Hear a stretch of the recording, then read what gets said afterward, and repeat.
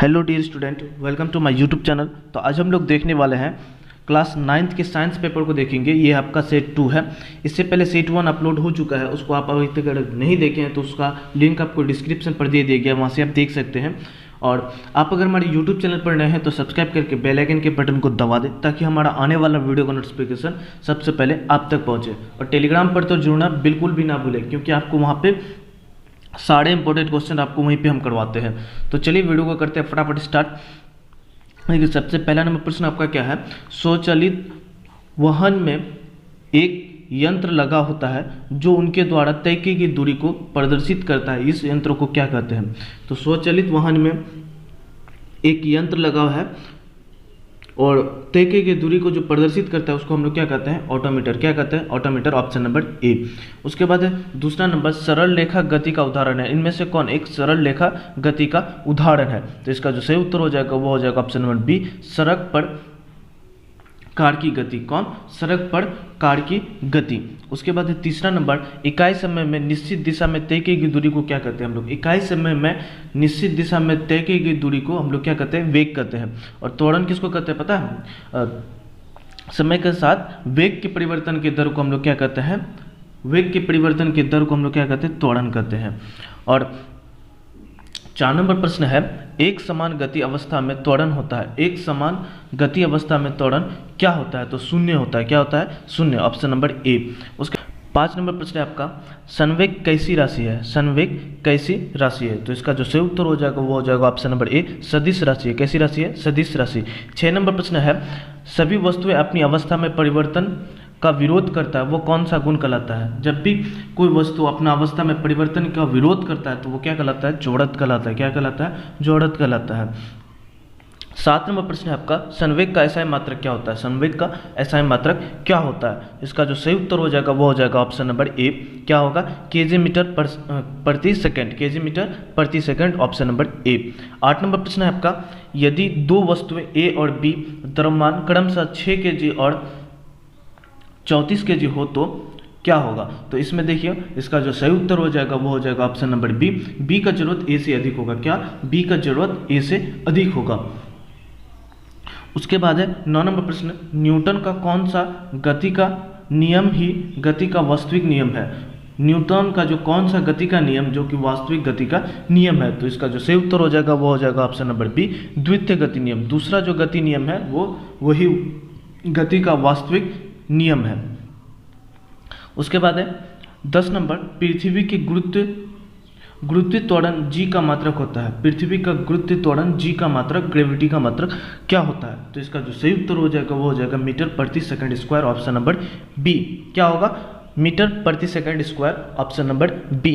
11 number प्रश्न है आपका, पृथ्वी सूर्य के चारों ओर चक्कर लगाते हैं, यह किस बल के कारण होता है? पृथ्वी जो है सूर्य के चारों ओर चक्कर लगाता है, वो कौन सा बल के कारण वो चक्कर लगाता है? इसका जो सही उत्तर हो जाएगा वो हो जाएगा गुरुत्वाकर्षण बल के कारण। कौन सा? गुरुत्वाकर्षण बल। Option number A. उसके बाद है 12 नंबर, सर्वाधिक गुरुत्व स्थिरांक जी का ऐसा मात्रक क्या होगा? देखिए, यहाँ पे कैपिटल जी है। क्या है? कैपिटल जी है। इसका ऐसा मात्रक क्या होगा? इसका जो सही उत्तर हो जाएगा वो हो जाएगा option number C, newton metre square प्रति केजी स्क्वायर। क्या? न्यूटन मीटर स्क्वायर प्रति केजी स्क्वायर। उसके बाद चलते हैं हम लोग 13 नंबर प्रश्न देखते हैं, जहाँ पे बोल रहा है, यदि दो वस्तुओं के बीच की दूरी को आधा कर दिया जाए तो उनके बीच का गुरुत्वाकर्षण बल किस प्रकार बदल जाएगा? किस प्रकार से बदल जाएगा? तो इसका जो सही उत्तर हो जाएगा वो हो जाएगा ऑप्शन नंबर बी, 4 गुना बढ़ जाएगा। कैसा? 4 गुना बढ़ जाएगा। उसके बाद है 14 नंबर प्रश्न, द्रव्यमान का मान सभी जगह होता है। द्रव्यमान का जो मान है वो सभी जगह क्या होता है? समान होता है। क्या होता है? समान होता है। लेकिन बल, वो जो फोर्स लगाता है जी जो होता है वो हर जगह पे अलग अलग होता है। उसके बाद है 15 नंबर, दिए गए चित्र में किस अवस्था के कणों को दिखाता है? तो ये ठोस के कणों को दिखाता है। कौन सा? ठोस के कण। उसके बाद है 16 नंबर, अगरबत्ती की सुगंध आपको दूर से ही मिलती है, इससे पदार्थ के कण के किस गुण का पता चलता है? इससे पदार्थ के कण के कौन सा गुण का पता चलता है। तो 16 का जो सही उत्तर हो जाएगा वो हो जाएगा ऑप्शन नंबर डी। पदार्थ के कण नियंत्रण गतिशील होते हैं। कैसा? गतिशील होने के कारण ही वो आपके नाक तक पहुंचते हैं और उसका सुगंध का पता चलता है अगरबत्ती का। उसके बाद 17 नंबर, निम्नलिखित में किस पदार्थ में विसरण की गति तेज से होगी? कौन सा पदार्थ में विसरण की गति जो है वो बहुत तेज से होगी? तो देखिए, फैलने का जो होता है वो गैस में सबसे ज़्यादा होता है। किसमें? गैस में। तो इसमें से गैस कौन है? Oxygen, option number B. उसके बाद है 18 नंबर, वायुमंडल दाब पर 1 kg ठोस को उसके गलनांक पर द्रव में बदलने के लिए जितनी उसमें ऊर्जा की आवश्यकता होती है उसे हम लोग क्या कहते हैं? तो 18 का जो सही उत्तर हो जाएगा वो हो जाएगा ऑप्शन नंबर सी, संलग्न की गुप्त ऊष्मा। क्या? संलग्न की गुप्त ऊष्मा। उसके बाद है 19 नंबर प्रश्न आपका, द्रव अवस्था में परिवर्तित हुए बिना ठोस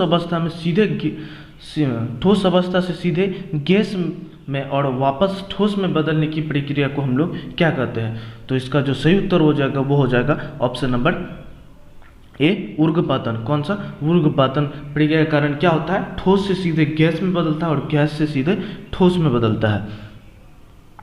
उसके बाद 20 नंबर, क्वथनांक से कम ताप पर द्रव के वाष्प में परिवर्तित होने की प्रक्रिया को हम लोग क्या कहते हैं?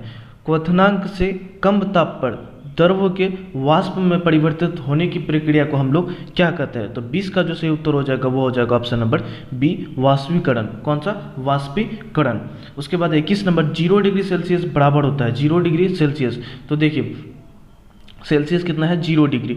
आपको अगर केल्विन में चेंज करना है तो कितना से जोड़ना पड़ता है? 273 में जोड़ना पड़ता है। तो 0 डिग्री सेल्सियस है तो 0 को अगर जोड़ देंगे 273 में तो कितना आएगा? 273 केल्विन ही। Option number B.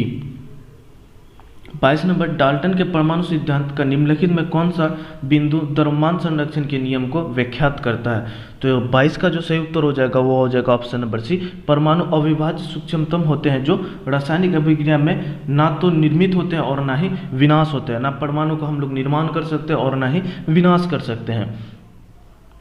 23 नंबर प्रश्न है आपका, ऑक्सीजन का परमाणु द्रव्यमान 16 म्यू है तो उसका अर्थ क्या है? 16 म्यू है तो उसका अर्थ क्या है? तो 23 का जो सही उत्तर हो जाएगा वो हो जाएगा ऑप्शन नंबर बी, ऑक्सीजन एक परमाणु कार्बन, ऑक्सीजन का एक परमाणु कार्बन 12 परमाणु के द्रव्यमान के 1/12वें भाग से 16 गुना भारी है। कितना? 16 गुना भारी है।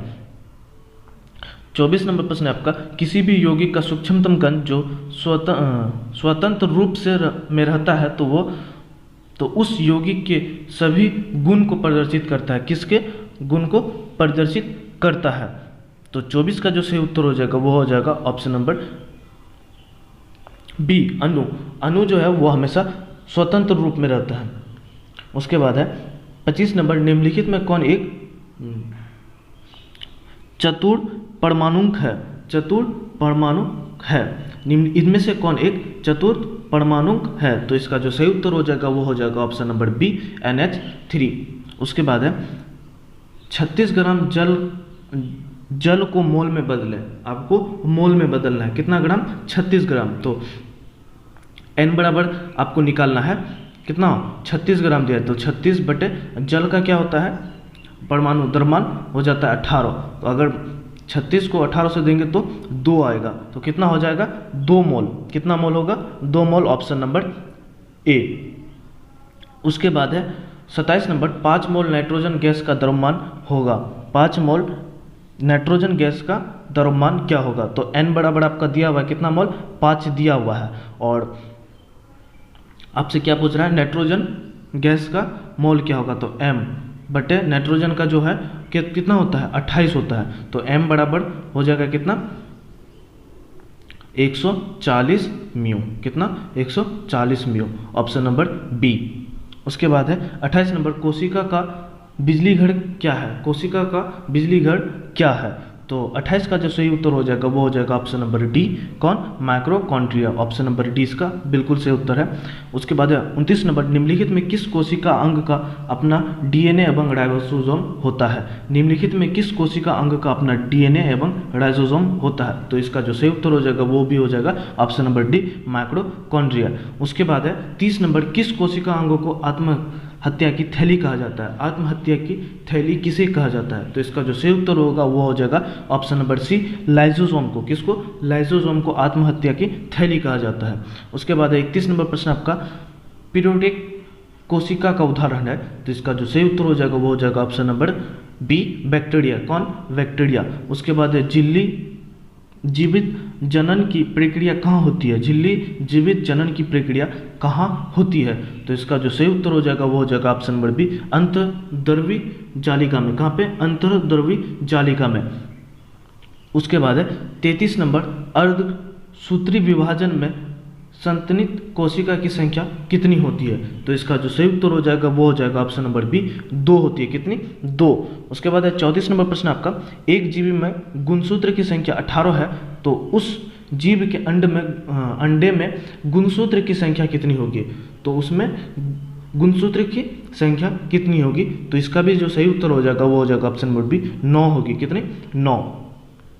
उसके बाद है 35 नंबर, पौधे में जल एवं खनिज लवण का संवहन करता है, तो जल एवं खनिज लवण का जो संवहन करता है वो करता है कौन?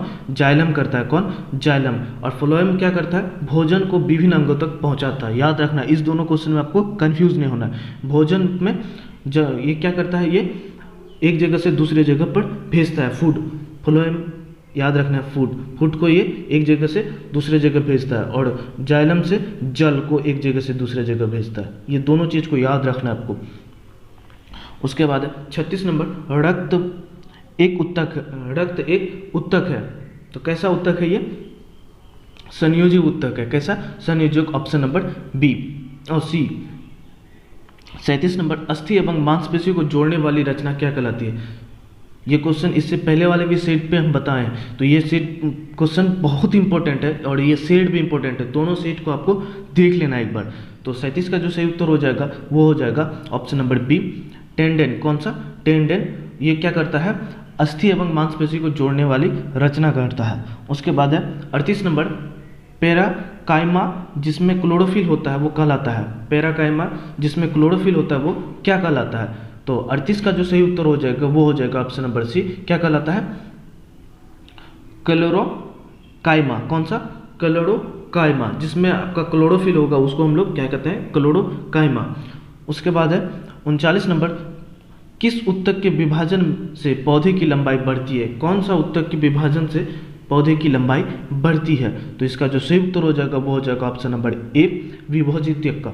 उसके बाद मुख्य ग्रह की आंतरिक सतह किस उत्तक की बनी होती है? तो इसका आंसर आपको कमेंट पर जरूर देना है, और इसका आंसर आपको हम कमेंट पर दे भी देंगे, वहाँ से आप देख सकते हैं।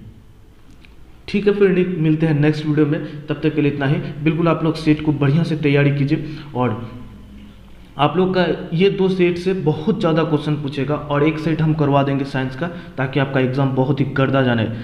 तो फिर मिलते हैं नेक्स्ट वीडियो में, तब तक के लिए।